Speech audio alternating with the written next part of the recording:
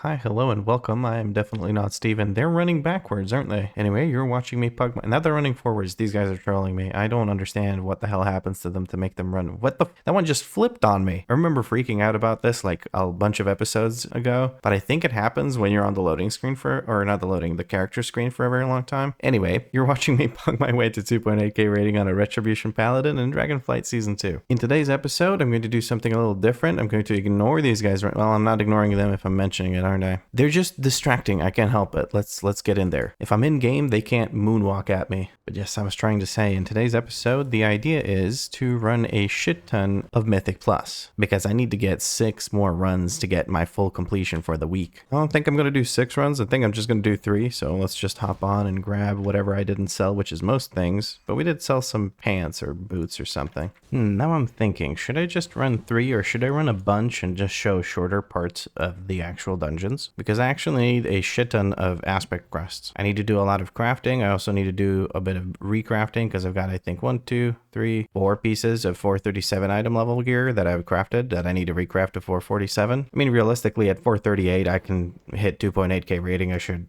have no issues doing that, but my policy is generally outgear the fuck out of the content you're doing and you're gonna have a great time. So I think I'm actually going to record in a way where I'm just going to show you the bosses. That should show you everything I'm doing, but not make the video last for 7 hours. So yeah, let's get blasting. We're gonna start with my Neltharion's Lair. I'm not sure if I should run it at 18 or if I should drop it. I'm just gonna drop it to make it easier to find people that want to run it. We're gonna run it at 17 because I'd like to potentially get a Mark of Darkroll. Mark of Darkroll is not a bad trinket, and then I'll try and sim it against Accelerating Sandglass. The only reason I would use Accelerating Sandglass over the Elementium Pocket Animal is if it's fortified weak, because it's just better. But yes, I'm going to shut up now and we're going to try and form a group. Oh, look, a tank. That's awesome. But yes, we're going to try and form a group. Oh shit, well, this is, I literally just came from the loading screen and I already have, I'm just going to take this pre-made. Group is absolutely stacked. That'll do for a crust farm. Fuck yeah. A lot of us are surfing. The tank is surfing. Oh no, all of us are surfing. Hell yeah. Make sure I look down. Tank was using Path of Frost. Don't want to end up looking like a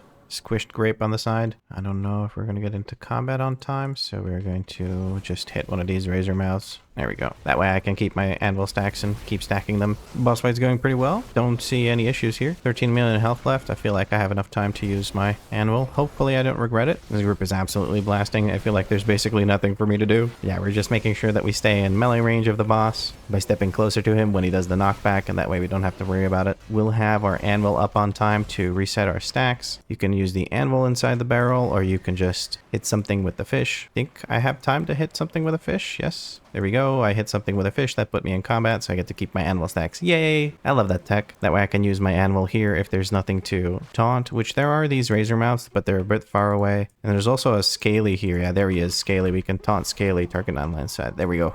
We found him and we taunted him. Alright, we're just about ready to do the second boss. We have a full set of cooldowns ready right at the start. We don't have to use Anvil, but we will use Anvil just for a little bit of damage because it's off the global cooldown. You can just add a bit of damage that way. Trying to do as much damage, as much holy power abilities as possible during the final reckoning. Managed to get quite a few in. Now we're going to use the beacon at the last bit of damage, or the last bit of wings that we have left. We're going to use friendly health plates. That way we can see where people are during Strike of the Mountain, and we can make sure that we're not stacked on top of them so we don't get hit by that. I keep giving the tank freedom. He has realized that it completely removes the entangled effect from him, so that's really, really good. Had to catch my breath there for a second. Had a really fucking big meal right before this dungeon. Tank's really good about stacking up the idols. I love that. Whenever I see that, I get so fucking happy because I know that the tank's really, really good. I love this guy. I'm completely lost where this one is. I just did not pay attention, to be completely honest with you, but this group has been blasting, so I don't even have to worry. Yep, tank knows what's up. I'm just going to trust him immediately that it's this one. Here we go. It was that one. Very nice. We're going to drop all our cooldowns right on top of his head. Try and finish him off before he does another intermission phase. We're going to save our anvil here because we're going to use it to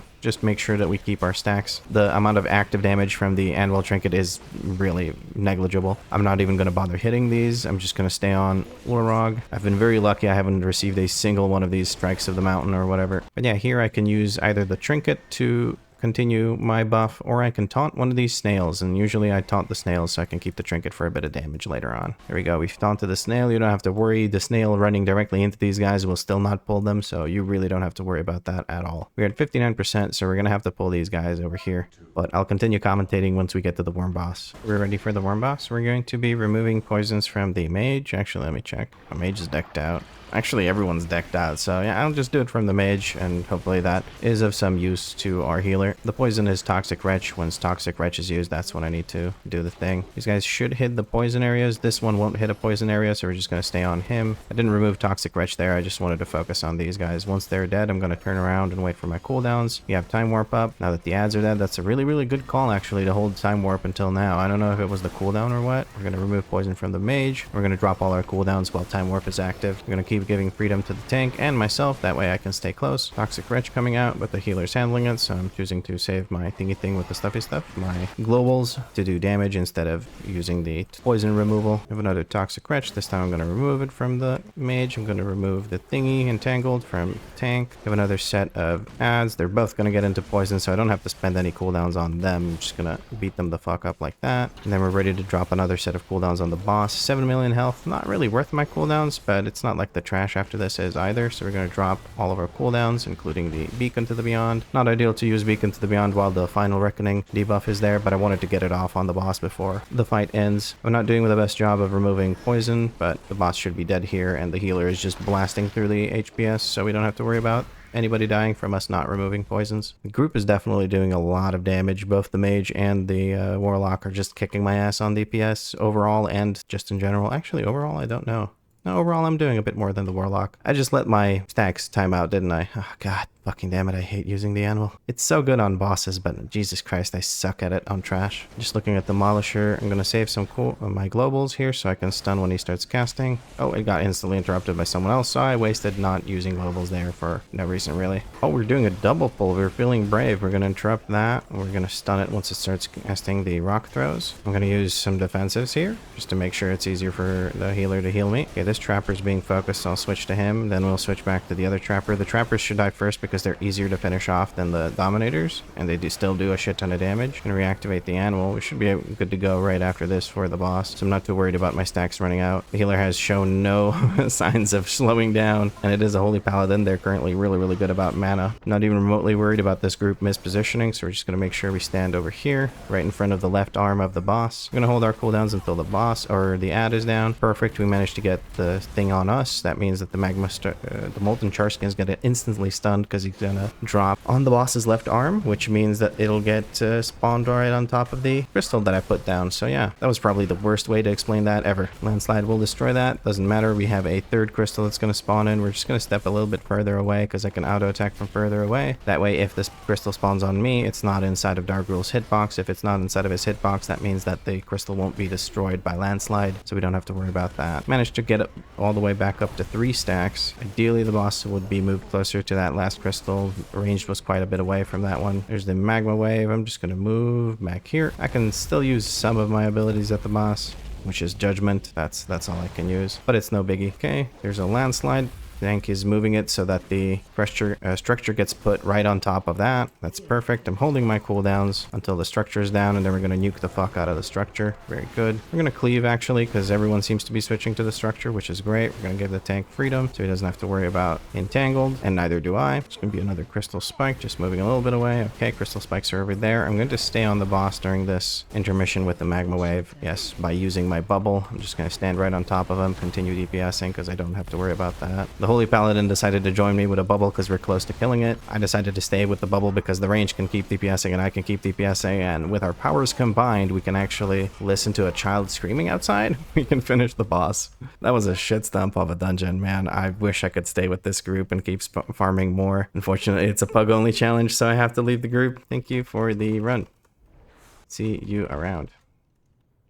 There we go. Okay, I managed to recuperate a bit towards the end. The group was really, really good. I don't mean to toot my own horn, but this is one of the rare times I've been out DPS'd in a Mythic Plus run. That being said, I am out geared by these people, but it really doesn't matter. Like, we're so close with this item level and the best in slot trinkets that I have. The item level really shouldn't be making a huge difference. I mean, it does still, but overall I feel like I'm doing okay. I think I gained most of my lead on the Warlock during Trash, because on every fight consistently the Warlock was higher in single target DPS than I was. So these guys were just kicking ass. They were really doing well. But yeah, that concludes the first run. We're gonna see what we do next. We do a Vortex Pinnacle. We have a 20 key available. Should we just do the 20 key? Yeah, I think I'll try and host a 20 key and see if anybody joins. Let's see. Made a listing for a 20 Vortex Pinnacle, and I made a Aspect Shadow Flame Crest. We're gonna see if anybody wants to join. My best run of Vortex Pinnacle is a +++11, so I don't think people are going to be very enthusiastic about joining my group, but we'll see. Now the question is, do I actually want to do upgrades, or do I want to save these for a craft? I think my best bet is to save 4 of the crests for a craft, because I can get more item level per crest if I turn this 431 into a 447. Oh, there's actually people who want to apply. We're just going to take them. Just missing 1 more DPS and a healer. Just need to restart the group because it's kind of stupid. When you join a cross-faction group, it delists you for some reason. It's just a bug. I don't know. But yeah, I don't think I'm going to use this to upgrade. I think I'm going to save this Aspect's Shadow Flame Crest to craft myself a cloak once I get 3 more. It looks like we're actually going to do our first 20. Yeah, we're just missing a healer and a DPS. That's awesome. I didn't think people would want to join. Oh, perfect. It's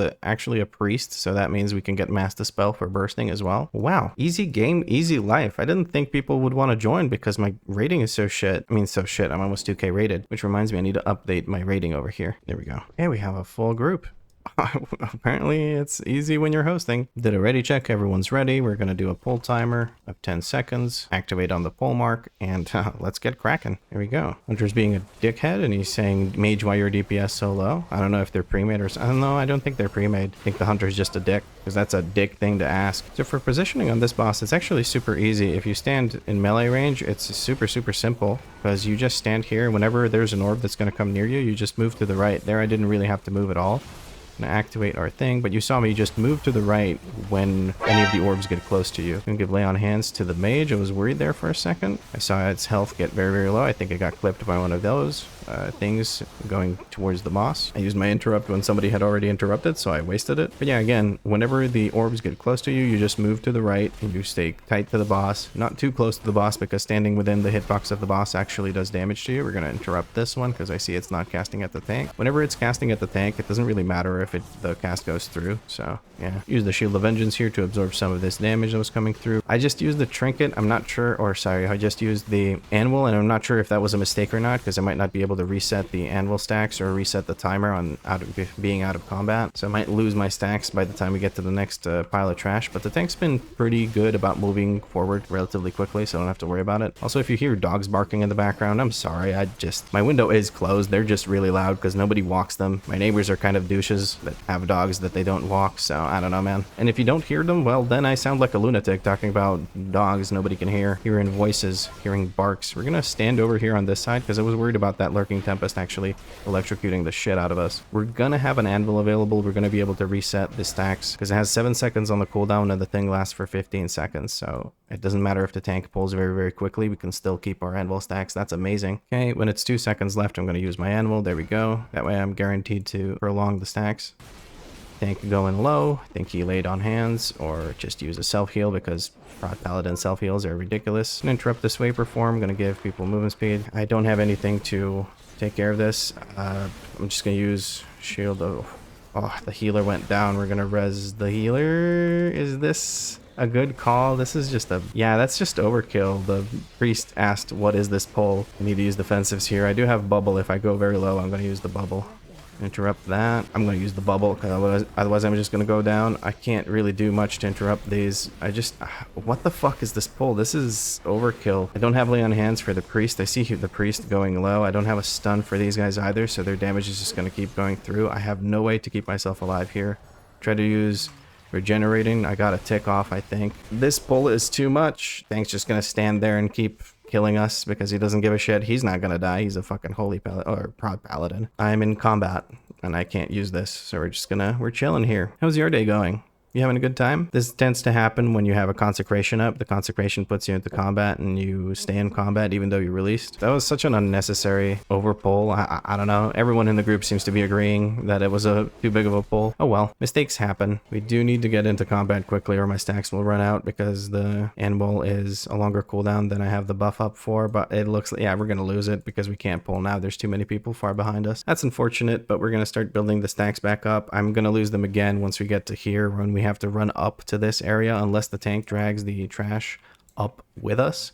We're probably going to have to lose our anvil stacks there as well. Am I disconnecting or are these guys disconnecting? I would think I'm disconnecting because it can't be two people at the same time disconnecting. That's a good way to start my first 20, isn't it? With a tank overpulling and me disconnecting mid-run. Let's go. Come on, SSD, do your magic. I love SSDs. Nuts. Okay, we got a combat res. It's a safe spot. As we're going to lay on hands the healer. He can take care of everyone else. He was low. DC, sorry. Okay, let's stabilize now. I need to figure out where they are in the fight. It's the very beginning of the fight, so we're good. I need to get knocked up. We're going to use divine protection here to reduce the damage coming in.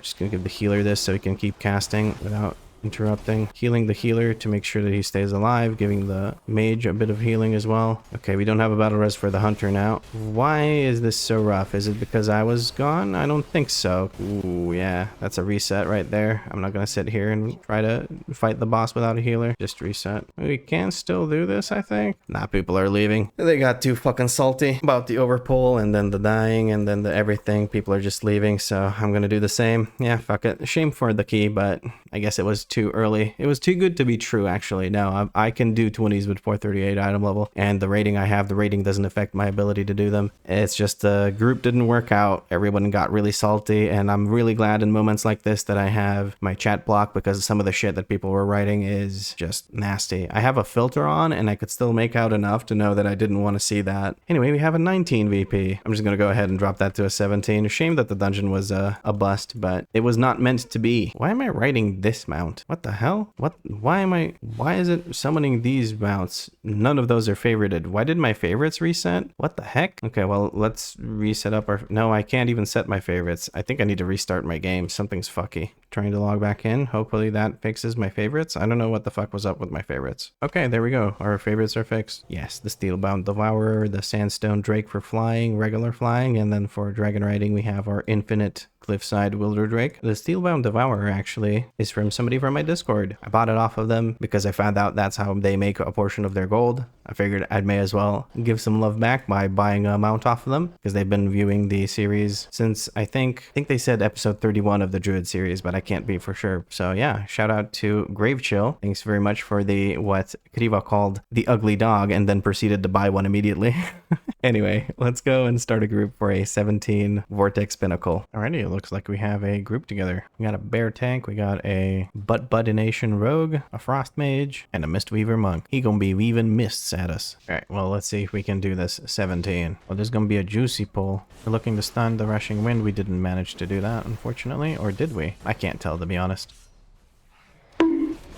Okay, this time we actually did manage to interrupt that. Fuck that guy. Rushing Wind does a lot of damage, and when there's two of them, it's really hard for the healer to keep up because he has to dispel one of them and then heal through the other one, and it's just so hard to heal through. So if you are able to ever interrupt them, it's really, really good. Telling the tank that I will freedom every entangled, so he doesn't need to move. Alright, we have Time Warp running for the first boss. We're going to try and get some interrupts in, and I know it's not targeting the tank, so we're going to keep an eye out. Yeah, this is targeting the tank. The tank interrupted it. I think I can kick the next one. The next one is on the mage. We're going to interrupt that one. It's important. I stood in one of the fucking orbs. But yeah, it's easy to avoid them by just moving to the right. It's so easy, I failed to do it. But yeah, the idea is to just move to the right whenever the orbs get close to you. The pattern of the orbs moves in such a way that you don't have to actually move anywhere but to the right. There will always be a gap, so you can just do that. Now, I overlapped my interrupt with the bear, unfortunately, so I can't kick one now. I can kick the next one after this, and just move to the right, and you won't get hit by the orbs. You can use Shield of Vengeance here to remove some of the damage coming in. We're going to give Lay on Hands to the monk, because the monk got very, very low. I'm not going to reactivate my anvil here. I want to use it to keep my stacks between this fight and the next fight. We will use our beacon here just to finish off the boss. I can give freedom to the tank. We're going to interrupt this. I don't care if it's on the tank or not. Checking that takes too much brain power, and my tiny little pea brain can't do that. We're just going to interrupt whenever we can interrupt, because otherwise I'm going to overlap it with somebody else. We do have anvil available. I think we can use anvil in the middle of this slipstream, so I'm not too worried about it running out. On 2 seconds we reactivate right about now. There we go. That was good, because I don't think I would have managed to get back into combat quickly enough. Just making sure that we group this up nicely before we drop our cooldowns. We don't even have them available yet, so there's plenty of time for them to group. We got to look out to make sure we interrupt the squalls. There's a bunch of cast bars. Both me and the monk reacted to that. That's good. There's only a few of them left that haven't cast their thing yet, so nothing to worry about. I can't even stop commentating. I'm gonna shut up until the next boss. I said I would only commentate on bosses, but I can't help myself. It's just like a professional deformation at this point. Oh, we're skipping these. I hope we start the bite soon. Yeah, I just had to pull this. I had to pull it, and well, sorry. Yeah, I had no way to reset Anvil because the cooldown wasn't back up yet, so I decided to pull this, but he's deciding to skip the Empyrean Assassins. That is fucking awesome because I just had to pull, just had a group in a 20 where we died because we did that, and that kind of killed morale in the group. Nobody wanted to stay and keep going. Then we died again at the second boss after I disconnected, and that definitely killed all morale. Yeah, it was super easy. I probably overcommitted on the cooldowns. Tank doesn't have aggro here for a second because he just used Moonfire. That's fine. And I keep commentating, even though I said I wouldn't commentate on non-bosses. Okay, I'm gonna shut up now until we get to the second boss. Okay, that's a new one. I guess we're gonna skip stars. All right, we're starting this boss much nicer than last time. I didn't have a disconnect, and I also have 5 stacks of anvil. Key thing with this boss is just to make sure that you get knocked up when the downburst is coming, and then another key thing is to make sure you're standing in the updraft, so you have a green leg here, or green foot here, rather than a red swirly. Give the tank freedom so he doesn't have doesn't get affected by that. I should have here used my Shield of Vengeance before going up, but it looks like the monk used a cooldown, or the tank had a proc of Heart of After the Wildfire. Heart of After the Wildfire, yes, that is exactly what it's called. Here I stood in such a way that I didn't even have to move when the wind changed direction. You can do that by standing in the intersection of 2 directions it could come from. Like here, if it starts coming from upstairs again, it will allow me to just not move. I'm going to use my Shield of Vengeance here, get knocked up, because I know I'm going to take damage from getting knocked up, so there's no reason for me to take that. You can also use some kind of defensive before that happens. I'm going to use a fresh set of cooldowns on the boss to make sure I do some big PP damage. I'm not going to use my anvil a single time during this fight because I'm going to need it to reset after the fight. We're giving the tank freedom so he doesn't have to move. He decided to move a little bit as well because he got nervous because I wasn't doing it instantly. But my guy, I got globals. I can't do it that fast. There's another downburst. You can use bubble to ignore downburst. I think that is exactly what I'm going to do here, just to not take any damage from the knockup or anything else. We're looking at health bars to see if anybody needs a lay on hands. We're also standing downwind. That's not ideal. Giving the tank freedom so he doesn't have to move, and he's not letting us do our little stand in place tech, unfortunately, but he's dead, so it doesn't matter what he does or doesn't want me to do. So this is going to be a spot where we were going to need to reactivate anvil. That's unfortunate because unless the tank drags these up the stairs, we're going to lose our anvil 100% because it just takes such a long time to get all the way upstairs. We're going to look at the executor of the Caliph. I care a lot more about interrupting his rally than I do about interrupting the heal. We have aggro. We're going to stun the healer when he's doing his heal so we can save the interrupt for the Caliph, because we can't actually stun the Caliph, so we're just going to use our interrupt on that. Oh, the tank is actually dragging it upstairs. That's awesome. Let's give him movement speed. I think he saw that I had anvil, so he's trying to help me out here. I'm just going to go. I'm not going to even hit that. I'm just going to let it live for as long as possible. That way I can stay in combat. Not ideal for our health bars, obviously, but it is very nice for my anvil. Ooh, I don't know. Can I reactivate the anvil on time? Oh, please tell me I can. I'm just going to go. Yeah, okay. He got a moonfire off at the same time. I'm going to use Shield of Vengeance to make sure I don't die from the aggro. Oh, we get to actually keep our anvil. I'm so excited now. Okay, I'm targeted by this thing, so I need to step inside. But yeah, that's really nice to get to keep my anvil here. We were supposed to skip stars because we did a second dragon, but I don't know. Maybe there's something else we can skip instead of the dragon. Maybe the guys on the bottom of these stairs. Are we skipping those? We seem to be skipping those. Okay, I respect that. That's a thing, I guess. We're gonna probably use sap to skip it. The rogue is going ahead. Now he's gonna give a shroud. I have to reactivate this before I can do anything. There we go. I went out of like behind there so that I could use my anvil and keep the stacks. Okay, I can respect this tactic. Give the tank freedom and go to town on DPS here. We're targeting an executor to interrupt it. Hopefully somebody gets the other executor. Nobody did, but okay. Now we can execute our patented bubble drop. Bubble, bubble, bubble drop. Bubble drop.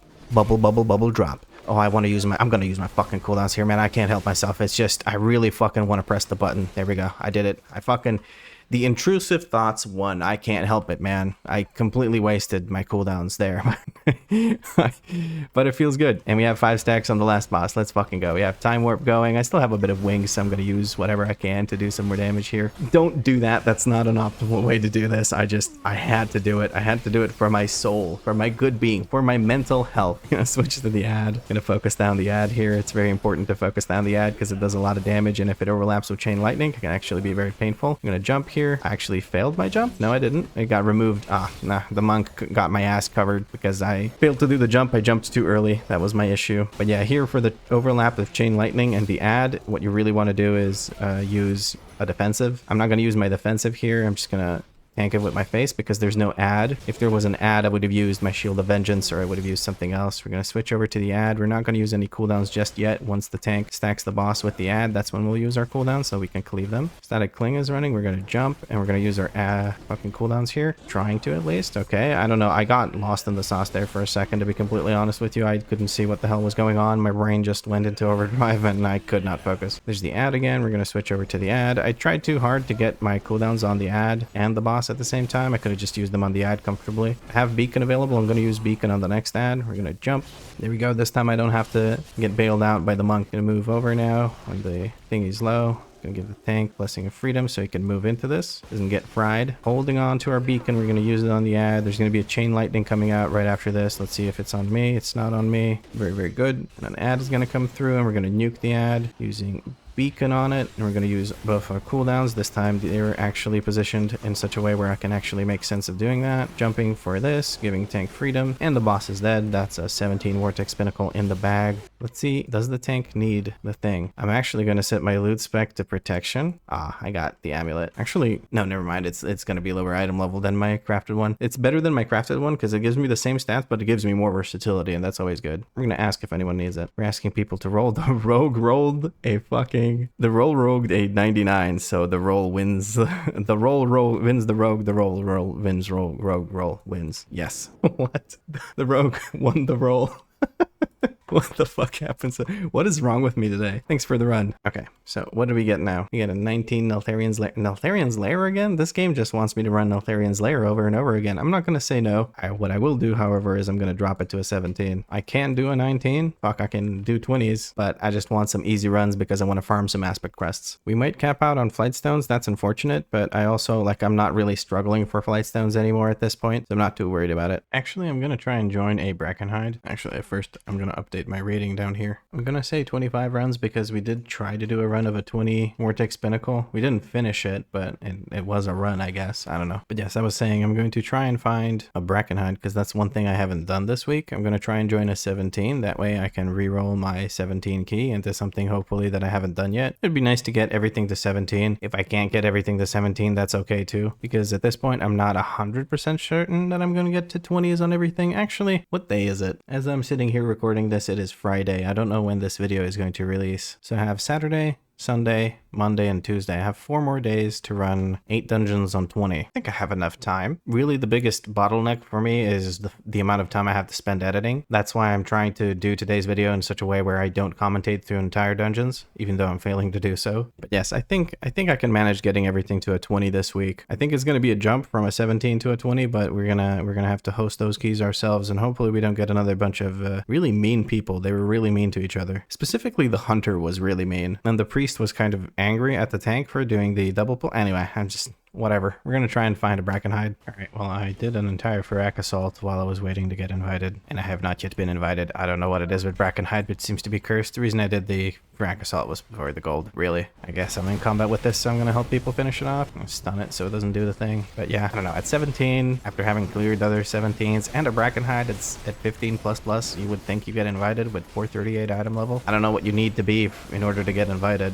You probably have to be like one of the meta classes, or a bloodlust class when they're trying to get a bloodlust. Anyway, I'm going to finish up these quests and then I'm going to host my own Neltharion's Lair, and we'll just get a different key from that. It's unfortunate, but that's how it's going to have to be. I'm getting ready to get started with another 17 Neltharion's Lair. Probably just going to show the last boss in this, since we've already done one. Well, we wiped once on the boss because the range stood really far away. We got lucky. The crystal dropped behind the boss instead of over there where the healer was. I'm optimistic that this time around the group will kill it. I'm going to save my beacon and everything I need to kill the ad as quickly as possible because I don't trust the tank to put us close. Healer. Warlock. Get closer. Okay, well, as you can see, the crystals are still far away from the boss. We're brute forcing our way through this dungeon. The only reason we're getting through this is because we have a shit ton of damage. I'm still saving my bubble in case the ad is on me so that I can bubble and it fixates on me. If it doesn't move, it doesn't do damage to the group. And the boss is thankfully dead. I'm not going to say anything. I'm just going to leave party because the only thing I'm going to say is something salty. So I'm just going to leave. I hate runs like that, but at least I got my fragments so I can fuck off. Well, anyway, we now have an 18 freehold. We're going to drop that to a 17, and we're going to start the group and try and do that. Haven't even made it to the freehold, and I've already got a full group. Posting keys is a lot easier than joining people's keys. I think that's how we're going to have to do this series. Already told the tank that I will be freedoming him. Every time Entangle comes up, healer can freedom someone else. We're getting started. I saw a tank used in Incarnation, so I'm glad I did a pull timer. Helps the tank be that extra little bit beefy at the beginning, and it also resets the cooldown, so they can just use that. You can use any 2-minute cooldown or longer, and it'll reset if you use it before the Mythic Plus starts. But yeah, I'm going to shut up now. I'm going to commentate only on bosses for this run. Oh, we accidentally pulled the boss while we still have this thing. I feel like we should finish off this thing before we move on to the boss. Or we're just going to do the boss on top of this thing. Give the tank freedom there for a second. Okay. The piece of trash that was left over has been killed. Ideally, the boss would move the tank over, or the boss would move the tank over. The tank would move the boss over to the corner so that we can position in order to make the parrot just go through the middle so we can always predict where it's going to go. Okay, this is a good enough spot, I think. There we go. We transitioned into phase 2. The parrot is going to fly over there, and then I think the parrot's just going to fly through the center every single time. We're going to turn on friendly health bars so that we can position in such a way that there's nobody standing behind us when the cone goes off. There we go. The parrot's going through the middle, so we don't have to worry about that. We got targeted by the cone, and nobody else got hit by us but us. We're doing quite well on that front. Erupt the boss whenever he does his little thing. Freedom to the tank. We have cooldowns coming up. We can reposition for the frontal. We're using all our cooldowns here. Tank has interrupted the boss. I didn't even get a chance. Tank is 445, but the healer is 414. Bit of a rough item level for the healer, but he's doing perfectly fine. We just, I wanted to off-heal the hunter for a second there, but he didn't die, so it's good that I didn't pop my lay on hands there. It would have been a bit wasted. We managed to interrupt the boss this time. It wasn't the tank. Yay, I still got it. We didn't use our animal here so that we can, if need be, reset the duration of our buff from the animal. Pretty smooth first boss. A little bit bumpy from the trash being there, but other than that, it was perfectly fine. Here, piggy piggy. I got you. Oh shit, we're fighting stuff. Just over here taunting a training dummy. I keep taunting it to stay in combat so that I don't lose my anvil stacks. Taunting it. Taunting it sounds funny. It's like I'm calling it names. Yeah, you're not a trading smarty, are you? Okay, we're doing the boss now. Keep getting distracted this run. I guess the key thing about this boss is to just stand near pools if you can as the tank. If you get targeted by sharks, you move them into the pools, or you bubble since you're a paladin. Ooh, 1.3 million crit on the Beacon to the Beyond. Very juicy. We're gonna stand over here. There's 2 sharks on me. I'm tanking them with my bubble, so I don't have to really care about that. Bubble's about to run out, so we're gonna drag the hammer shark into this. Then he picks it up. We're good. If I can make the sharks stay on me, it's a lot easier for the rest of the group because they don't have to worry about the sharks at all. With Blessing of Protection, you can actually ignore this because it's physical damage, so you can just put Blessing of Protection on someone or yourself, and you can stand inside that. If there's a Fury Warrior, it's really good to give it to them because they cannot reach him from the edge of his tornado. Most other classes do have something that gives them auto attack range or ability range, so they can just reach it without issue. For instance, I can stand right here at the edge of it and just keep auto attacking him without an issue because of the passives that I have from my talents. Just making sure that the shark goes in the thingy. Okay, well the boss is dead, so I don't have to make sure the shark goes anywhere. We mounted up. We're going to go ahead. Actually, I'm going to taunt this rat, and then I'm going to run. I was going to taunt the training dummy, but it's easier to taunt the rat. You stay in combat for longer as well. And we have these here. All right, we did the third boss second for some reason. I completely forgot that we skipped this boss until now. I'm not sure why exactly, but we definitely did it.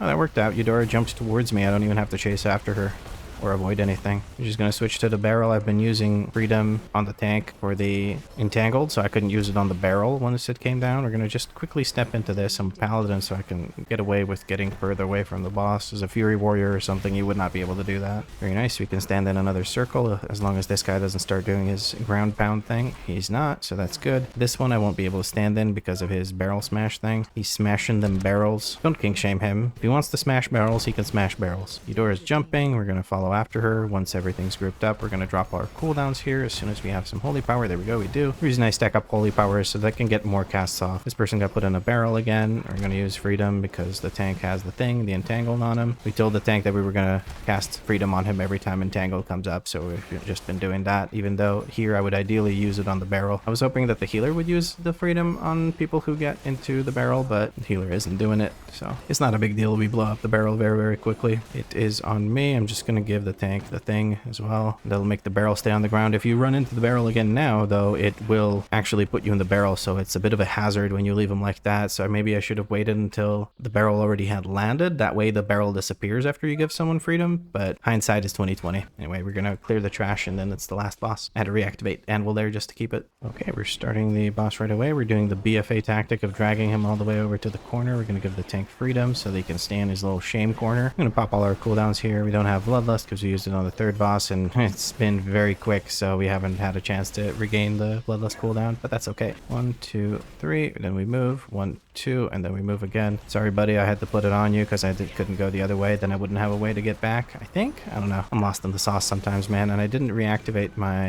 activate my beacon during my wings. That's a bit of a waste because I lose out on 20% damage and 20% crit chance. The thing I was doing with the counting there, I was counting the shots that I could hear. The first 3 shots come out quickly enough where you can not move until the third one goes off. Then you move, and then you can wait for 2 more shots, and then that's all 5 of them. That way you take up the least amount of area. As you can see over there, there's not much crap on the ground. 1, 2, 3, move. 1, 2, and then move. There we go. You ended up having to move because there's just not... I don't know, that the corner tactic doesn't make much sense to me. It's not a huge deal, but it's just, I don't feel like that's good. I just stood right on top of the boss during the tornadoes. I messed up there, but it didn't kill me, so it doesn't really matter too much, does it? We are reactivating the anvil. That's because there's nothing. I'm just gonna keep moving regardless of the number of things because I had to move in that direction just to be able to stay on the boss afterwards.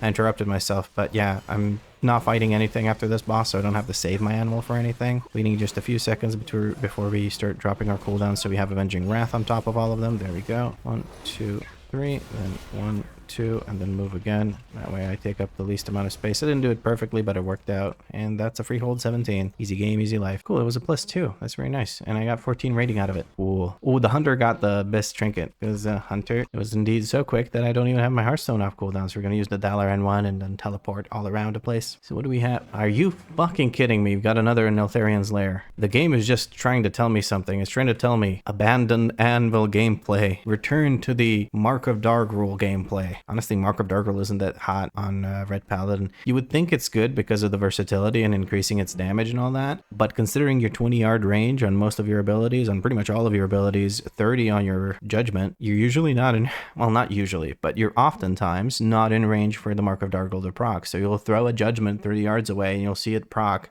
and you'll hit exactly nothing. So there's a reason why most paladins don't have Mark of Dargrul. Plus, Anvil is just so fucking strong, especially when you're able to keep 5 stacks up. I was able to keep 5 stacks up through most of that run, and let me show you how much that did. Well, 3.5% of my damage doesn't seem like that much, but still, it's really good. I promise it's good. I just suck at using it. Yeah, look at that Ashkender damage, though. 1% of my damage is just coming from my Ashkender. I've been using Beacon more, so I've been getting more % of my damage to Beacon. It should probably be even higher than that, honestly. I should just make sure I use it on cooldown. In fact, I'm gonna do this at the detriment of your guys' ears. I'm very sorry, but I'm gonna move these WeakAuras back into the master channel. They're gonna be louder. I'm very sorry. I haven't been hearing them at all with the way I have my sound set up right now, and moving them to the master channel will actually make them quite a bit louder. And I'm just hoping that'll actually make me remember to use my Beacon and my cooldowns. I've been a lot better about my cooldowns, but my Beacon definitely has not been receiving the full benefit of being used on cooldown and hearing that robot blip. That was how loud it was. Hopefully it's not too loud. We'll see how it works out. I seem to do quite well in Freeholds.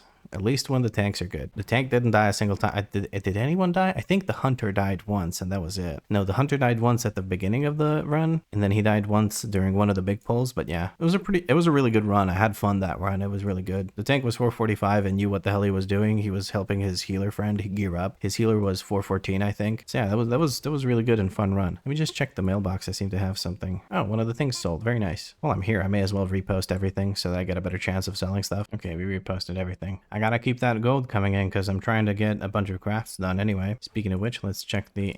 Oh, okay. Yeah, we're missing 6 fragments, of course, in order to get our 4th Aspect Shadow Flame Crest, which we would then use to craft an Enchanted Aspect Shadow Flame Crest, which we would then use to craft a 447. I think I said I was going to make a cloak. Yeah, the cloak. Because the boots are 437, and the chest is 437, and the weapon is 441, so I don't need to recraft those. Ooh, I just sold my Jaredin boasting tablets. Ooh, fuck yeah. Now I can boast about it. They sold for 5,000 gold. I just posted them. How lucky am I? Don't let anyone tell you this ain't a good way to make gold. It's a good way to make gold. And I believe that once the next patch comes out and the new sets of greens come out, those greens are also going to sell like hotcakes, especially early on in the expansion. So keep an eye out for that. If you get any that are 2 out of 8 or whatever kind of upgrade, if they're not the ones that are the lowest possible item level, if they're the next one up, just drop them on the auction house and just watch them go like hotcakes. People are going to have alts that they're bringing in when they come back to play for that patch. They're going to have gold. They're going to spend it on that. It's going to be awesome. But that's for the next patch. And I mean, it's just my speculative prediction. I say oftentimes, well, at least I say it on the Discord, which is linked down below, by the way, in the description. But I often say I don't like speculating on the contents of the next patch before it's like basically coming out the next day, because then you know it's pretty much the final form of what you see. But this is something that has been true in general for the game. Whenever new content comes out, whatever BOE gear you can get from that newest content that's at the highest item level of BOE gear. BOE? What the hell is a BOE gear? BOE gear. Bind on equip, that gear will sell well, especially purples from the raid, from like trash drops. Those sell like hotcakes early on because it's the highest item level you can get and people want that for their alts or for themselves. I remember at the beginning of the expansion you could make 200 to 500,000 gold easily from a purple and from a heroic drop in Aberrus, so it was really nice. But yeah, let's not speculate too much about gold values of the next patch. We have a Neltharion's Lair to run. I'm really just going to show the last boss again because there's no reason to make you watch 3 Neltharion Lair runs. We're again dropping it to a 17 because I like getting the hero tier gear, and there's a lot of people wanting to run hero tier gear stuff, and I want the aspect crests more than I want the rating, so, and I can't really get any rating from the goddamn Neltharion's Lair 17 anymore, but yeah. Anyway, enough rambling. Let's skip to the end boss of Neltharion's Lair 17 for the 3rd fucking time. Dude, the same paladin that caused us so much fucking trouble in our 17 run earlier. Yeah, I'm not inviting them. I'm inviting this druid. Fuck that. Okay, everyone is ready. We're gonna do a pull timer for 10 seconds. Activated just a little bit later because people were like hesitating to jump down, but it looks like, oh yeah, we got the 5 squads surfing. Holy shit, let's go. I wasn't paying attention. I didn't see that we had Path of Frost, so I didn't look into the water, and I just died. Rest in peace, animal. And I actually remembered to not lose my stacks after fucking worm boss. I'm gonna see if we can get this demolisher. I think we're gonna be missing a couple of percent, but I'm not 100% sure here. Ooh, void snacks went down. How many? We have 2 battle reses, so we're gonna use a battle res here. We need to stun the demolisher. At 70%, he will be queued in to cast his little transformation thing. If you stun it once, you don't have to stun it again, or you don't have to interrupt it again. He won't cast it anymore. After that, he turns into a regular fucking just a dude trying to punch you. He doesn't do anything else. We were at 62% when we were passing the water mobs, so I think we will be missing 2% or so. That's just my estimation from having run the dungeon a lot of times. Tank says we should trust, so we are going to trust. Yeah, the tank says you shouldn't have trusted. I forgot Croc at the start. We'll do an ad after boss. Fucking told you so, dude. Right, hopefully people stay close to the fucking boss and we have the crystals spawn in close to the boss. We're waiting for mana. I have Anvil I can reactivate. We're gonna reactivate. Okay, we're pulling. I'm just gonna try and stand over here so that the crystal spike, yes, it's gonna spawn on me. That's perfect. The boss turned him away, which is not perfect. He could have insta-stunned him, but the tank just isn't experienced, it seems like. Okay, we have the ad stunned. It doesn't matter. I'm not going to use any special cooldowns on the ad. The first ad usually dies very quickly because people kind of tunnel it, but the second ad is a bit more problematic. So for the second ad, I'm going to use my Beacon to the Beyond to just nuke it for more bit, quite literally. Okay, next ad is coming through in a second here. We're going to drop everything on it. If it's on us, we will bubble and just tank it with our face, because as long as it's not moving, it actually doesn't do damage to your group. We didn't need to do that. We can save the trinket for the boss. We're going to use the trinket on the boss while we still have wings. There we go. That's extra damage on the boss. I think we can kill him before the next ad. The DPS in the group has been really, really high. There's a magma wave. I'm just going to use my bubble so I can stand right here and keep DPSing, because I don't need to use my bubble for anything else, I believe. I really hope I won't have to use it for the next ad. We're just hoping we don't. Nothing's happening to the crystals. The ad is coming up after this. I think the boss dies before that. We're just going to drop everything on the boss and tunnel the boss really, really hard. Yeah, he won't be able to summon the ad. Even if he does, it's just not going to do anything. It's going to spawn in and then watch its master die miserably. Oh, right. We need... I was like turning around to grab my loot, but I actually need to kill some more stuff because the tank miscalculated. I'm going to stun one of these. For some reason, Blizzard decided, hey, you can stun these breakers. You can't stun the ones that are upstairs, but these ones that are downstairs, healers that the worm has shit out, you can grab those guys and just stun them as much as you want. It looks like we only need to kill one, so we're just going to focus on killing that one, and there we go. Another Neltharion's Lair. Let's see, do we get the Mark of Dargul? Gimme, gimme, gimme, gimme, gimme, gimme, gimme, gimme. I can't even, I'm in combat, so it doesn't let, there we go. No, but we do get Hate Sculpted Magma. Tank had a hero tier Ashkender, so I don't think he needs this. This is actually a really, really good weapon. Haste versatility, I mean, that's just best in slot for your paladin right here. I think there's just one weapon that's actually better than it that you could get from dungeons. Let me just check. No, it's pretty much the same. It's the jeweled, why is that so hard to say? Jeweled jewelry. I don't know. That's really hard to say for some reason. But yeah, it's the jeweled shark splitter, which you could make the argument that it's a bit better because it has a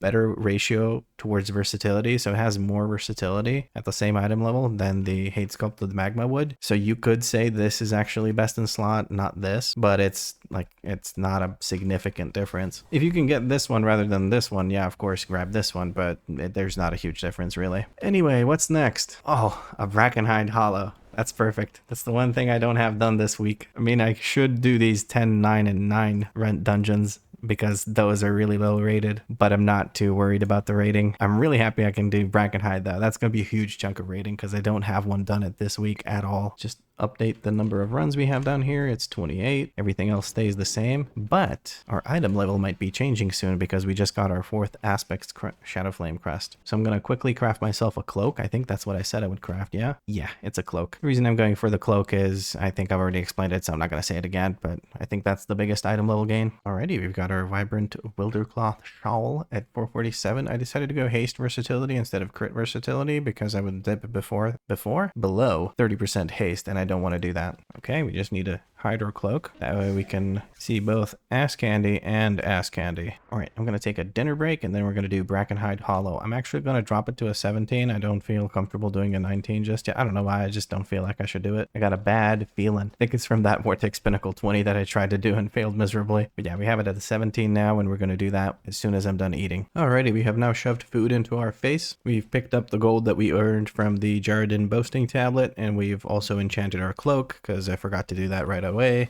Now we have Graceful Avoidance that gives us some avoidance and movement speed, I believe. No, it gives us avoidance and reduces fall damage taken, which is kind of nice. Comes in handy when you get knocked up like a moron in Vortex Pinnacle. But yes, we are going to start a group for Brackenhide. We're going to head over there. Haven't done any 20s yet, so I got none of the portals. Gotta fly over there. Look, some kind of noob. I'm kidding. Also just realized that we are now 439 item level, so I just updated the little thing in the bottom left. Has our rating changed? No, 2040. 28 runs, I think. Everyone is ready. We're going to do a pull timer of 10 seconds, and we're going to put this thing in, and let's go do a Brackenhide. Just realized that I could have switched to Devotion Aura. Okay, a slightly unconventional route by the Druid. Having some struggles. The healer keeps dying, and it's, I mean, we're running an unconventional route, but it is not so bad. We're not doing something that makes the route harder. We're just doing different mobs, and the healer's still dying. The MDs are coming through slow. This is going to be a rough run.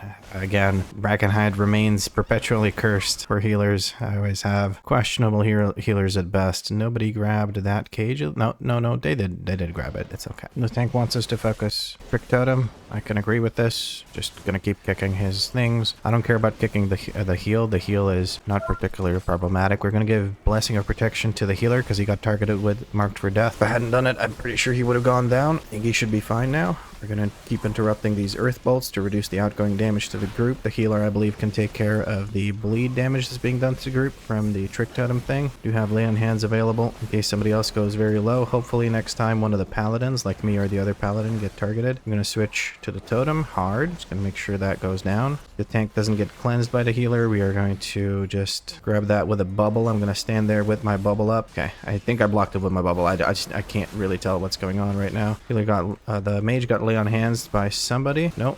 This guy got Lay on Hands. I think this is again on the healer. We're looking to Lay on Hands. Now we're going to have to heal the healer. I couldn't heal the healer because he had the Forbearance thing on him. So he went down. We do have a battle res for the healer, so it's not so bad. I'm going to Lay on Hands myself just to remove the bleed from Gashtooth. If you didn't know, when Gashtooth hits you with the little thing where he keeps zapping around on other people, that's a bleed that will be removed once you hit max HP. So if you have some sort of absorb shield like Shield of Vengeance, you can actually prevent it from even going on you. I'm going to try and position so that the tank gets hit by the Savage charge thing. There we go. He wasn't moving, so I figured I'd move behind him. Just took me a second to figure out where he was, and I think that is the 3 musketeers taken care of. Holy shit, that was a bit of a rough fight because the healer went down. In general, healing has been a bit rough with this run. I'm going to activate this. I keep forgetting that I can do that. I am mounted. Okay. I'm going to activate this because I have alchemy. I'm just going to grab it. My anvil stacks are shit because I haven't been paying attention to that. I've just been focusing on other things. But anyway, I'll continue talking once we get to the next boss. Right? Treemouth is getting started up. Had a bit of a sweat fest over there. I was trying to use disease dispels as often as possible because the other paladin and the priest, neither of them used disease dispels. That's going to be a little bit annoying, but nothing too bad. Okay, incapacitating roar went through there, so I wasted my blinding light, unfortunately. The tank is going to go in first. We're going to give people movement speed, or at least I'm going to give the tank movement speed to get him out of the annoying ass vines. Entangled, that's what it's called, Vlad. If need be, I can go next. I don't know if the tank needs me to. I interrupted two did go through. That's unfortunate. Would have been nice if the other paladin ever did anything other than damage. I'm going to try and blow these up before they do any damage, though. That's something we can also do. Okay, the mage CC'd them. That's good.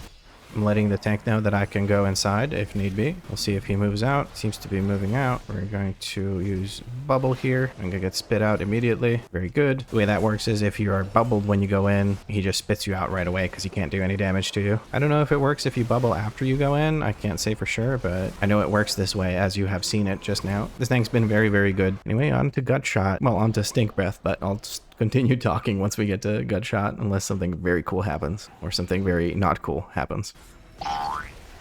Well, that was definitely not cool. Definitely not Vlad. Had a definitely not cool moment. I got knocked off by the violent thing because I derped out. But it's okay. The respawn point is already set here, so we're good. I can run back pretty quickly. Let's not have that happen again. I lost all my fucking stacks from that. All right, I put Bop here on the other paladin because he got targeted with scented mates. He's freaking out and trying to run away and kite, but he doesn't need to because I put the thing on him. I got you, buddy. You don't have to worry about it. You can keep just doing damage for the rest of the dungeon. All right, gut shot. This should be pretty easy, honestly. This boss isn't that hard. All I have to do is really position the traps. I'm gonna put one trap over here so that if the coyotes, what the fuck did the coyotes come from? What the hell?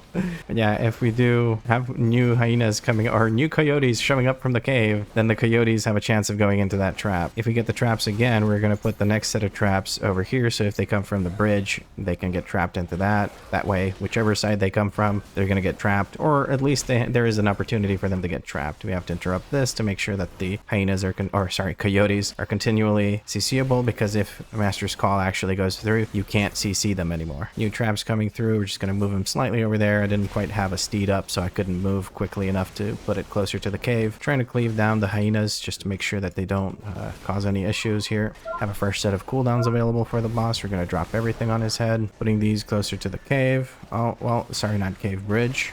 I said cave because I saw that the hyenas were coming from the cave. We're going to cleave them down here so we don't have any issues with the hyenas. They continually keep getting CC'd, so there's no big deal here. New traps are coming soon. I'll try to drop them over by this place. New hyenas coming through, actually. We're going to hit those. We're going to use Shield of Vengeance in case they bite us from over here, because they do bite nearby enemies, especially if they can't reach the tank. They'll just hit the nearest enemy, or not the tank, the person they have aggro on. They'll just hit or do crippling bite on whoever's nearby, and it can really, really hurt. I'm not 100% sure how that mechanic works, but yeah. Anyway, see you on the Catriarch, unless, again, something very cool or not cool happens. We had a bit of an accident where we have 3 people who can remove diseases, but none of them did except for me. And the paladin, for some reason, felt like it was a really good idea to run through everyone once he got the circle. Oh, never mind. Sorry. The priest decided not to talent into remove disease in a dungeon where literally 90% of the mechanics involve diseases. I say literally, but I don't mean literally. Just gotta make sure I remove the disease from the rod hex or from everyone. Otherwise, we might run into the same issue. There we go. We removed it from the paladin. This time he didn't run through literally everyone before I could remove it. That's good. That's good. He should remove it from himself by himself, but you can't ask too much from people. We're missing 2%. We should probably,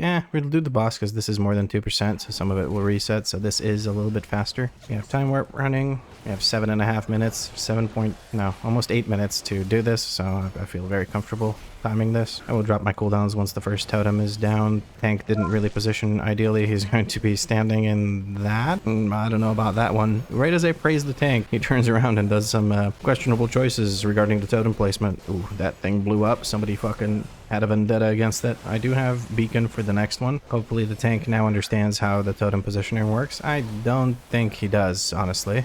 But let's see. Maybe it works out. Actually, it worked out. That's good. Nice. I'm going to drop beacon on this thing. I don't even care. It's going to blow it up pretty hard. Oh, yeah. Oh, yeah. It's fucking gone.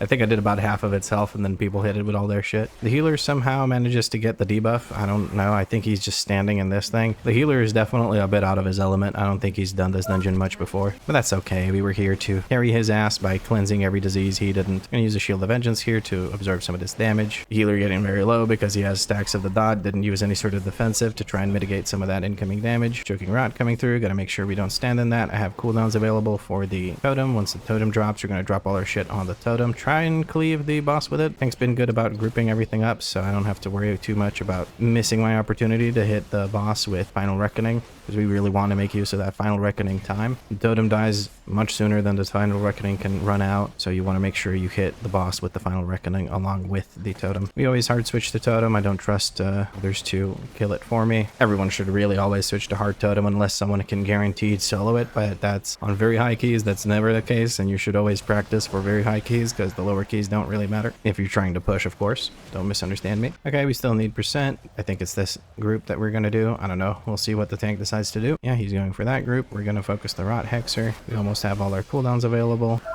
There we go. I need to remove that immediately from the mage. I messed up and used it too early, so I had to use it twice. That's okay. Could have just tunneled and done the damage, honestly, but it doesn't make a big difference at this point. 88 rating for doing this because I didn't have one done this week. That's really nice. No loot. Of course, the priest gets some loot, probably for all that spectacular performance he had. That was a fun run. I enjoyed myself. Alrighty, we can craft another crest. Now I'm thinking, do I want to recraft? Actually, no, I don't want to recraft. What I want to do is upgrade my stuff to 5 out of 5 hero. That is actually more efficient than recrafting 437 gear. So that's what we are going to do. Now the question is, what do we upgrade? I think it's going to be the chest. The chest gives us 22 strength, gloves give us 16, pants give us 22 as well, and the boots give us 16. So it's either pants or legs. Pants or legs. Yeah, good job, lad. Pants or chest. Chest gives us more mastery, legs give us more haste, so we're just going to go with the legs. It's obviously not a big difference, but fuck it. May as well min-max those little stats. Okay, almost 434. What? Almost 440 item level. That's a big milestone in my opinion. All right, what do we get next? We get Uldaman Legacy of Tier, Mythic level 18. Will that will actually give us exactly one more crest, and I have a feeling that if I upgrade one more item, I'm gonna hit 440 item level. So let's go do Uldaman Legacy of Tier at level 17. We're gonna drop it 1 because I don't feel like doing an 18. I want to make it as easy as possible while still offering myself some hero tier gear. I feel like there's more people signing up for 17s than there is for 16s because it's so close together and both of them give you aspect crests, but people may as well try and get the hero tier gear. So more people lean towards the 17s than the 16s. But yes, let's take a quick look at Uldaman. Yeah, Uldaman Legacy of Tier. What can we get from Uldaman? Actually, nothing. I could get a tank trinket or a shield. Yeah, I still have a green shield, so we're going to set our loot spec to protection, and that way maybe we can get one of these items. The tank trinket is really good. Stamina is never a bad thing, and it gives you a bit of a half cheap death kind of thing where you absorb damage when you fall below 50% for 12 seconds. Every time you take damage, you have a chance of absorbing damage, and you also deal damage back. And you know I love like passive trinkets that I don't have to use. So if you didn't know, I fucking hate using unused trinkets. I much prefer passive trinkets. So the fact that Beacon to the Beyond and Anvil are the best in slot trinkets for Ret Paladin really fucking butters my biscuit. But what can you do? Although butters my biscuit is kind of like a phrase where you say that something is like really good, not really bad. I guess I should say that you having to use unused trinkets really grinds my gears. It really beacons my Beyond. It really pockets my Anvil. Whatever. Anyway, we set ourselves to protection loot spec so that maybe we get something useful out of this dungeon. I don't really care if I get something or not. I haven't played Prot a single time. In fact, I don't even have Prot talents set up on this character. The only reason I would use Prot talents, by the way, is because sometimes there's a call to arms for Prot, and that's a good way to make gold because you get those draconic satchels. What? Satchels. And those satchels contain draconic augment runes. Those draconic augment runes actually sell for a decent bit of gold, like 1.7 to 1.9k on EU. I'm not sure what it's like on US because I play on EU, and the price varies depending on whether people are raiding that day or not. If they're raiding that day, especially if it's reset day, a lot of people will be buying draconic augment runes, so you'll make more money. So if you are farming them, try to save them for them unless you need the gold right away. Each satchel has 1 to 4 runes depending on how how fucking lucky you are. Most often I think you get 3. That's at least from my experience. Maybe I'm just very lucky. At any rate, you didn't come here to watch me talk about that. You came here to... Why are you here? Actually, let me know in the comments. Why are you here? What do you enjoy about the videos? Anyway, we're going to start a group for Uldaman Legacy of Tyr or Uldaman Legacy of Gear. I don't know, man. Whatever. By the way, if you didn't know, the Uldaman portal... I'm laughing because recently somebody pointed out that I always mention where the fucking Uldaman portal is, but I know that there's still a lot of people that don't know, especially if they're new to the videos and haven't followed the series, but the Uldaman portal is over here. It's not next to the other portals here. I don't know why it's like that. But Blizzard decided, you know what, let's fuck with them. And they shoved it around here for some godforsaken reason. I really don't know. I couldn't tell you why that's like that, but this is where the portal is. So the group we have going is pretty dang good. Everyone's communicating very openly. We don't have a priest, so we're trying to communicate which pulls will be big, which ones won't. It's really, really nice. So I'm thinking this should be a smooth run. We're going to do a big pull right at the start. Bloodlust will probably be used on Bromach. I'm just going to quickly grab this so we have passive movement speed when we're out of combat, because the tank will be doing a big pull, so I can just keep moving anyway. Gonna kick the chain lightning and we're gonna beat the crap out of these guys. That's not a massive pull. We're gonna put focus on the tank real quick and use that. We're gonna stun the chain lightning. No reason to let that go through. It isn't fortified, but it's still painful. This wasn't as big of a pull as I thought it would be, to be completely honest with you, so I don't know, it's chill. Just gonna kick these stone spikes, nothing else to really kick, and they do quite a bit of damage. Not a bad pull. I didn't use my trinkets, which, you know, it's almost like I suck at using unused trinkets. So I hear rogues are getting a rework. Maybe this rogue is trying to gear up for the next season. I need to read up on that. From what I hear, people are pretty excited about it. Haven't really looked much into it. I try not to spoil things coming in the next season. Well, not spoil, it's more like I just don't like the speculation that is involved in PTR patch notes. They're not even patch notes, it's just like what people have seen on the PTR. I feel like, you know, it's not the final version of things, so people get, you know, disproportionately bent out of shape about things that are coming in the next patch, even though those things might not even be coming in the next patch. I know that there's a lot of controversy about the tier sets that are going to be coming in the next raid, which, if I understood correctly, they'll be based around specific talents, forcing you to pick those talents if you want to get the benefits of it, which I agree would suck, but that doesn't mean that's what it's going to be by the end of it. It could be placeholders for all you know. I mean, that's me being slightly optimistic, I guess, but still. Here what the tank could do is actually he could pull, well, it's too late now, but what you can do is you can pull the boss while these guys are above 40% health, and then when they get pulled into the fight, or rather when they hit 40%, they will use Reckless Rage, and that is actually a buff and debuff. It'll make you do 20% more damage, but take 20% more damage as well, and that is really good to have on the boss because you can really beat the shit out of the boss with that.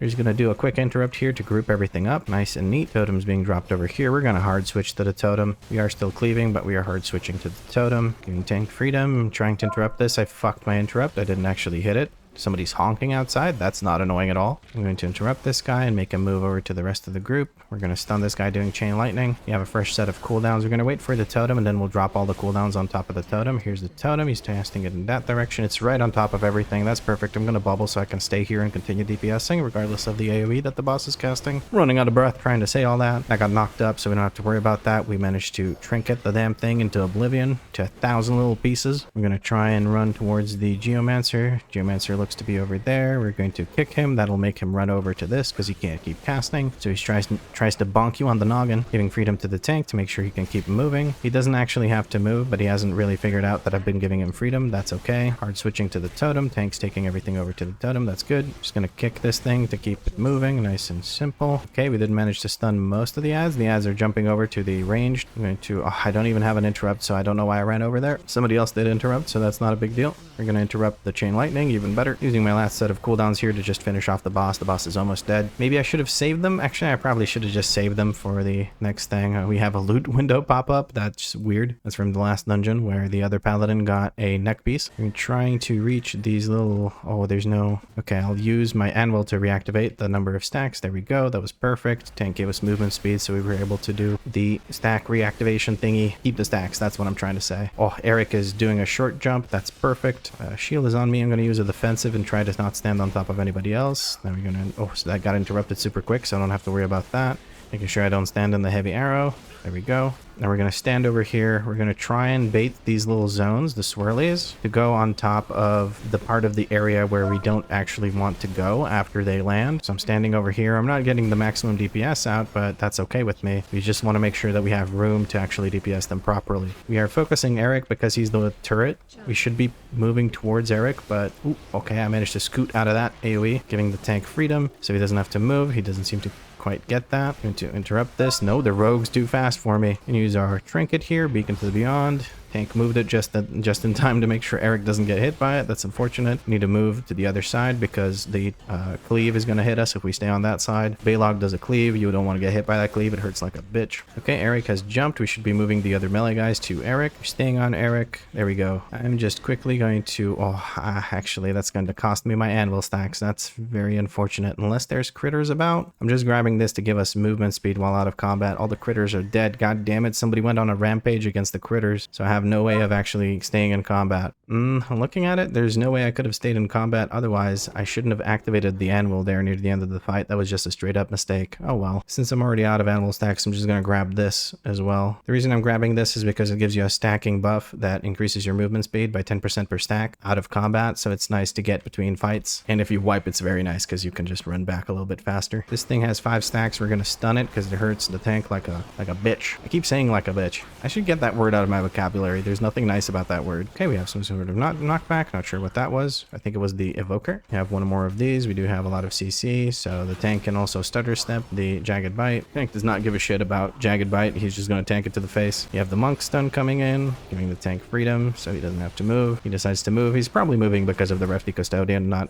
anything else. I'm going to keep my stun in case I need it for the boss. There we go. Kidney shot. That's another way to stun as well. Oh, I guess with a rogue, I don't really have to worry about stuns, right? Because he can kidney shot. He can vanish into cheap shot. All right, we're just going to town on this. We're going to drop the thing right on top of the tank, or right on top of the boss. Third orb also spawned there. Tank should move, otherwise she gets stunned. Okay, never mind. That was actually perfect. He insta-stunned her. That's not exactly ideal. You should try to stun her when she starts casting the empowered Titanic empowerment or whatever the hell. Reason being, every time she gets stunned, she actually increases damage done. Okay, next set of orbs is coming through. I have the bleed on me, so I'm going to go ahead and clear that. She's at almost 100%, so the tank is moving her into the next stun. That's perfect. That works. I don't know if the first one she was also at a high energy. I honestly couldn't tell you because I didn't pay attention, but I think the first one she wasn't at high energy. She just got insta-stunned. Waiting for our Avenging Wrath to be off cooldown so we can use all of our cooldowns at the same time. Giving the tank movement speed so we can more easily kite her into things. We're going to give the rogue a lay on hands so that he survives. We have a stun on the boss. That's very good. I'm not going to activate my trinket here. We're looking for who gets the bleed. Putting the resonating orbs on top of this. Who got the bleed? Was it the rogue again? It was the rogue again. We're going to give the rogue Blessing of Protection. We're going to give the rogue Blessing of... I can't. Oh, he has forbearance from my thing. Okay, I wasn't thinking. I already gave him lay on hands, so he had forbearance, so I couldn't give him Blessing of Protection. I was spamming the bejesus out of the fucking keybind like a dum-dum. I don't think we need to battle res the healer. I hope not, at least. We can give bop to whoever gets the bleed. I got the bleed, so I'm just going to use Shield of Vengeance here to absorb that damage. Going to heal myself. I can heal through it, I think. Spamming. I don't want to die. Ooh, that was spicy. Okay, maybe I should have just committed a bubble to that. We're going to refresh our anvil stacks by using the anvil. Ooh, because we're taking a bit of a break here. Waiting for the healer to show back up. He saved the CR. Just barely, dude. Ooh, okay. And I didn't even turn into an asshole by forcing the tank to do that because he charged in just at the same time. You're going to use cooldowns here. I'm going to look for when there's multiple Hails of Stone. That way I can interrupt the Hails of Stone with my Blinding Light. We do have a lot of group CC available, so I'm going to save mine for when there's none left. The Evoker has a shit ton left, but I think this group is dying very quickly. We're going to use a Revival, hopefully, to remove this. Otherwise, I'm going to use defensives here. The next group should probably not get double pulled so that we don't have too many stacks like we did right there. We had 6 stacks there. I'm not sure if Revival was used or if they just ran out because we lowered our DPS, but whatever it was, I'm glad that it worked out. I did use a defensive there just to survive long enough. This thing got knocked up. When I stunned it, I was trying to stun the curse because the warders cast a curse. I can also remove it with my Blessing of Protection, but that didn't work out this time because it didn't even get cast. We're again looking at the warder. Still have my Blinding Light available. Picking that. There's only one warder, so that's the only thing I need to really look at. 2 Hails of Stone. We're going to use Blinding Light to interrupt all of that nonsense. We're saving all our cooldowns for the next group because the earthquake guy in the next group actually hurts like a bitch, especially if you stand in these little things on the ground, which I never seem to notice because I'm just blind. I'm gonna hold DPS. Okay, never mind, we're not gonna hold DPS. Just off healing a little bit so that we are healthy when we go in. Very good. Looking at the warder, hail of stone coming through. We're gonna stun that. Okay, next cast of the warder we need to interrupt. There it is. It's the curse. I'm gonna use shield of vengeance here because earthquake is gonna do damage no matter where I stand, so I need to get rid of that. We're gonna give the tank freedom so that he doesn't have to move. He decides to move every time because he's just not trusting us yet, or he doesn't understand how freedom works. There was one tank who said that he didn't understand that freedom would remove it completely, but yes, it does completely remove it completely. 5 stacks here, so we're gonna try and help with some off healing. But yeah, it does remove it completely. You don't have to move out of it once you get freedom. I think the tank maybe didn't see my message, so I'm going to no reason to move. I'm just going to tell him in case he didn't catch the message the first time. We're looking at that sonic burst. We're going to interrupt it. Everything gets knocked up. Nice. This evoker's just not letting anything go through, man. I love having augmentation evokers in my group. I mean, they're completely busted and they have too much CC and utility while also doing a shit ton of damage. It doesn't look like that in details, but if you check logs, you'll notice that evokers are very often doing a shit ton of damage, more than the other DPS. But details just isn't able to capture that. And I'm sure at this point everyone knows that, so sorry for explaining things that everyone knows, but still. Have that revival, 3-minute cooldown. It got used there. I just realized that I have it on Omni CD. I'm going to use animal here to reset stacks. I wasn't sure how long the tank would wait. We have bloodlust active, so we're just going to drop all of our cooldowns on top of the boss's head right away. We use shield of vengeance here to absorb some of that damage. We're going to use the hand of freedom, as we said. Not hand of freedom, blessing of freedom, whatever. You know what I mean. They used to be called the hand of freedom for a long time, and then it was changed for no particular reason other than to have just everything called a blessing. Full of blessings we are, paladins, and lots of hammers. And I like the hammers more than I like the blessings, but hey, I got a bit trigger happy there. Threw a judgment at the ad before I was even necessary because I couldn't hit it. I was just immune to my damage. I always do that. I always start hitting them before they're even vulnerable. Finish this off. Go for the next guy. It's nice to see a group that doesn't get split up. This group is really, really, really, really good. Like super good. Very, very smooth, very coordinated, knows what their abilities do, know what the dungeon does. It's so nice to run groups like this. I wish all my groups were like this, but you know, you gotta suffer through the bad groups, or I guess the less knowledgeable groups is the better way to put it. They're not bad, they just don't know. Never attribute to malice what you can attribute to ignorance. This is generally a pro-life tip from me. Looking at people's health bars, I don't have lay on hands to give. Might do some off healing here. No, not necessary. Healers on top of things, we're fine. That is indeed the direction we need to go in. I have an animal available to reset my stacks if we decide to take a break here. We're not taking a break, we're going in full force. We're going to interrupt one of the stone bolts. No reason to let those go through. We're looking at the thingy thing with the stuffy stuff. They got knocked up, so I don't need to interrupt anything. They got knocked up again, man. This guy's just, it's a bounce house up in this bitch. Again with the bitch. I need to get rid of that word in my vocabulary. There's no reason for me to say that. I guess it sounds kind of fun. I don't know.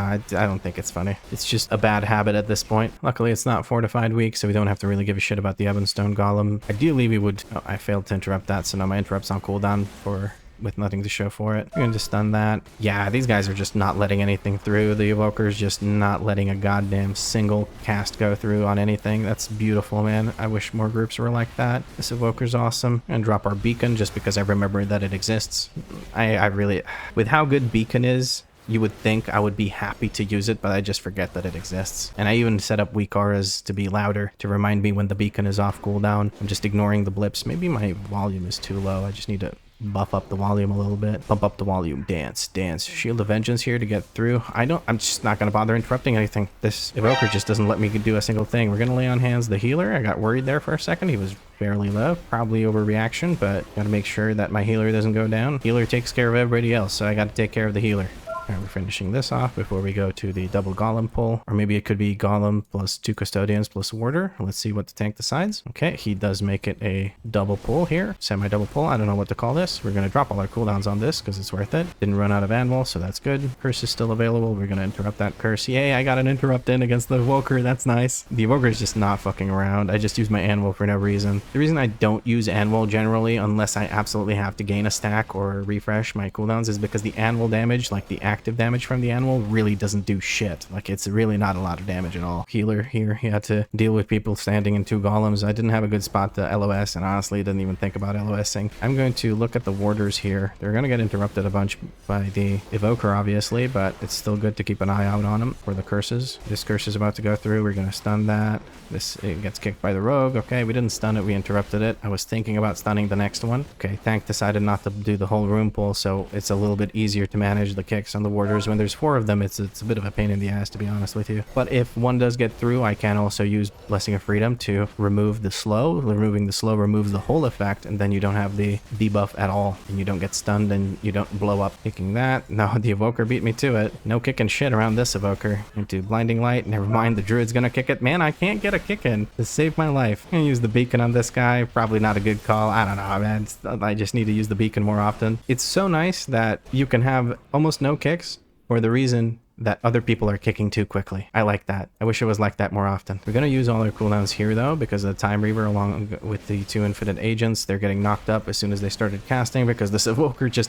I keep gushing about the evoker, but it's so nice to have a good evoker in your group. You basically don't have to worry about interrupts because they have CC out the ass. They have 4 ways to AoE CC a group. 2 are the racials. 1 is the upheaval from just being augmentation, and another one is deep breath with the stun talent. I mean, what more can you ask for, really? I don't know if we need the other group. I'm going to just taunt it just to be sure. There's no reason to risk it. For the biscuit, they don't give you the yeah, the druid just beat me to the interrupt as well. I'm trying so hard to be useful with the interrupts, but I just can't because everyone's more useful and more quick than I am. But anyway, there's no reason to risk it and not get the thing. We are going to stand over here so that the debuff goes away. There we go. He reapplies it at 2 seconds. The evoker was already doing it. He beat me to it. He was better at that than I am as well. So I don't know what to tell you.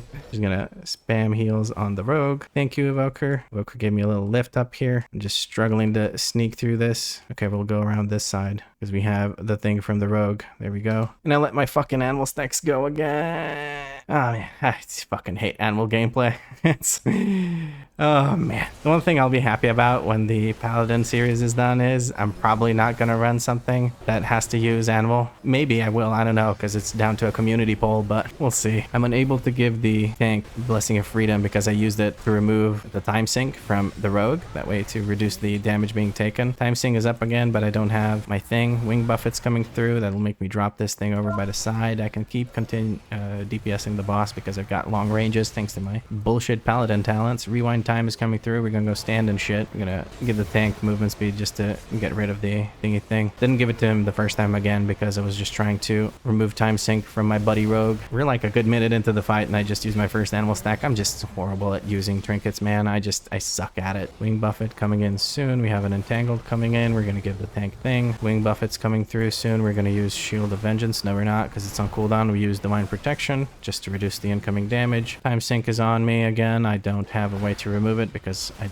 keep using Blessing of Freedom for the entangled, which is also good. Eternity orbs coming through and the time sinks are dropping. That's fine. Rewind time coming through means we can go do big damage. Very nice. We're gonna drop some cooldowns in there. Cooldowns are kind of out of sync and I don't like that, but what can I do? Didn't even realize that I had the thing. I used my thing a bit late. I'm gonna use Shield of Vengeance. I used it a bit late. Do I have Lay on Hands? I don't have Lay on Hands. I'm looking at the health bars of my group and just stressing out, but that's what healing is like in Dragonflight Season 2 because it's all burst damage. Everything has to do a shit ton of damage, so if you don't heal everyone to full between 2 damage events, basically somebody has to die. Giving freedom to the tank again. Wing buffet coming through. I'm getting knocked back into shit. I'm gonna wait for the next rewind time, which is coming in 5 seconds, and then I'm gonna drop all my cooldowns during the rewind time. It's coming in now. Here he comes. We have everything ready for it. We can just go to town with all this beautiful... Oh, we even have Bloodlust. Perfect. I'm so glad I saved my cooldowns. I'm gonna do so much damage here in this portion. Beautiful. Again, late with the thingy thing. I'm kind of glad I didn't use my Blessing of Freedom there because I just wanted to put out as much damage as possible, and wasting a global... Well, not wasting, but using a global for that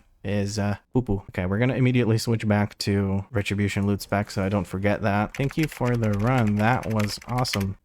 That was such a good group, man. I love having groups like that. I wish this wasn't a pug only series because I would take these guys and we would be going after 20s in a heartbeat. This group can clear 20s easy mode. That evoker was sick. The monk was able to heal all the bullshit that we step and stand in. The tank was good with the pulls. He was communicating with the healer to make sure that he doesn't overpull in certain portions. It was really good. It was just so good. The rogue was also kicking shit. It was amazing. Did amazing damage for his item level, by the way. He was keeping up with me, even though he's like 20 item levels below me. No joke. He was like 417, I think. Not 100% sure, but he was like kicking ass. Just look at the damage. I mean, that's ridiculous. That's amazing. Let me show you actually in the graph. Yeah, look at that. Look at that peak in damage. He's so close to my damage every single time. If he was the same item level as me, he'd be crushing me in DPS. That guy is a fucking beast. But yeah, I feel like that was a perfect fucking run to end it on. Holy shit. What the heck is this? Spool of Wilder Thread? Oh, I remember buying that when I thought I might have to recraft for the cloak, but I didn't need to, so now I have a bunch of extra Spool of Wilder Thread. Why is that so hard to say? Anyway, let's go upgrade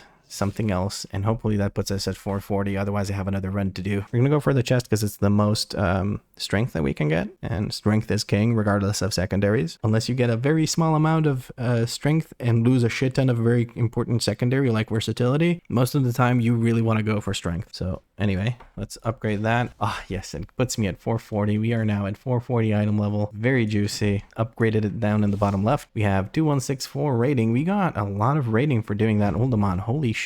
2164. We've done 29 runs, I believe. Ooh, at this point I'm not sure if I've been keeping track of the runs correctly. Or 3-star Neltharion's Lair is still our best run. I'm gonna quickly go check if 19 or 29 runs is the actual number of runs I've done on this character. Okay, so it's not 29 runs, it's actually 30 runs, and I looked at RIO to determine this. RIO didn't count my 20 run or attempted 20 run of Vortex Pinnacle, so I'm just not gonna count it either, just to keep things simple, because it's gonna be hard to remember all of my failed runs. And what I mean by failed runs, I don't mean not timed, I mean people just left before we were even able to finish the dungeon.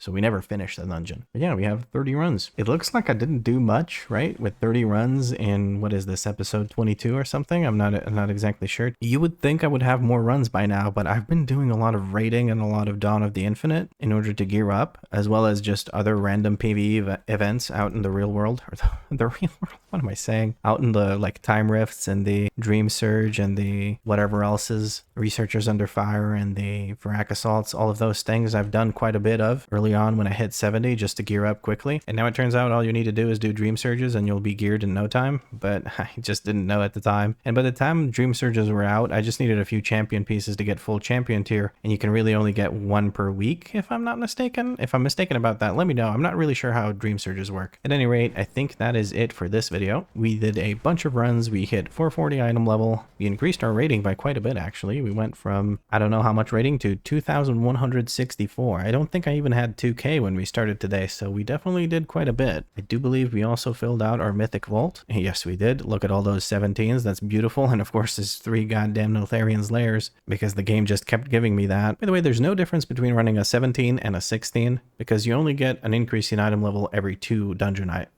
levels, sorry. So if I had all of these runs at 16, I would still only be getting 441 item level as a reward. Luckily, 441 item level is actually enough to make it a myth tier item, so you're gonna get a myth upgrade tracked item that goes all the way up to 447. So next week, come reset, I'll have 3 items to pick that are going to be myth tier, as well as all the hero tier items from here. The only thing I can really get from the heroic raid now is actually a hero tier anvil. There is not a single item that I need from the raid other than the anvil. And even if that was the only thing I could pick out of all of these mythic vault slots, including these myth tier ones, which I'm almost definitely going to pick something from, I would still go and do the raid before I even picked it here, because I could instead grab one of the tokens that, or 6 of the tokens that can let me buy a socket for an item that doesn't have one. Because then I could put one on my bracers, because my crafted bracers will be going with me to 447, and I've been very lucky to get an item in the vault that has a socket. I have crafted rings, so I have sockets there. Basically, I'm just missing one socket to have a full set of sockets, and that's pretty fucking cool. And of course, you can put sockets yourself on your neck. But anyway, I'm getting carried away with this outro. At the time of recording, people have finally seen the video where I get the purple Ashkender, and people seem to be very enthusiastic about me using that as the weapon rather than the polearm and keeping my hair red. There has also been some murmurs of people wanting me to put on actual gear and not stay naked, but let me just reiterate this for you. You gotta stay naked. If you ain't naked, you don't get a 10% damage boost. Don't even try to debate me on that.